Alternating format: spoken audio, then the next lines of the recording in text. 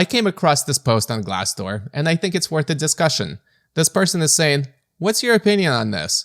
I didn't get my standard 3% raise this year, so instead, I'll put in 10% fewer hours per week. So 36-hour week, not 40 hours. And honestly, I don't blame them, and I'm gonna explain why. But before I get into my explanation, let's quickly read some of the comments. Right away, you'll see folks at the top of the corporate ladder be outraged. This VP is saying, question, did you receive a 10% pay cut? If not, I'm not sure how keeping your comp the same or receiving less than the standard 3% equates to a 10% reduction in your hours, especially without prior approval. That logically doesn't align. But it sounds like a good way to work 0 hours a week. Maybe that's what you really want, essentially suggesting that this person is going to get fired. But I'm not sure why they're saying especially without prior approval. I mean, no sane person is going to go to their HR department and say, hey, I didn't get my 3% raise this year, so can you approve me for working 36 hours instead of 40 for the same pay? No logical person is going to be doing that.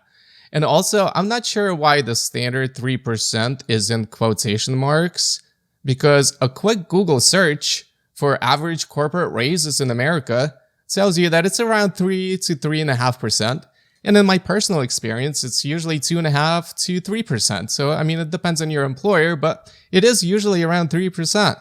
Now, I'm going to demonstrate why it actually makes sense to reduce your hours 10%. And for that, we're going to have to go to the US Bureau of Labor Statistics website. This is a government website. We're going to be using their CPI inflation calculator.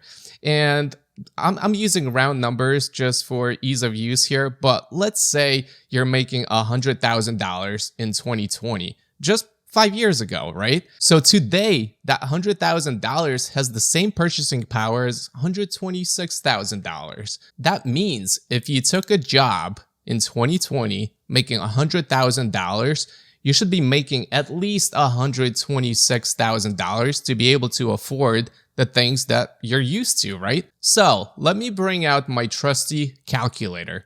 We're gonna put in $100,000, and let's say you're getting 3% standard raise year over year, right? And we're gonna see how much money you're gonna be making after 5 years. So this is year 1, 2, 3, 4, 5.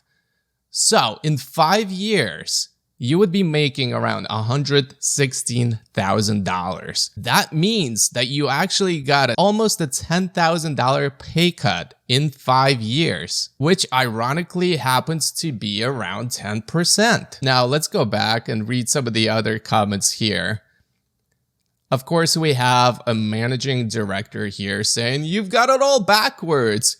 Make yourself more valuable to command higher compensation, whether at current employer or elsewhere. But the problem is it's very demoralizing to actually put in more hours, work harder for your employer when year over year, you're actually making less and less money. And from personal experience, your responsibility at work is only going to grow year over year, while on the flip side, your salary is only going to shrink if you count inflation in.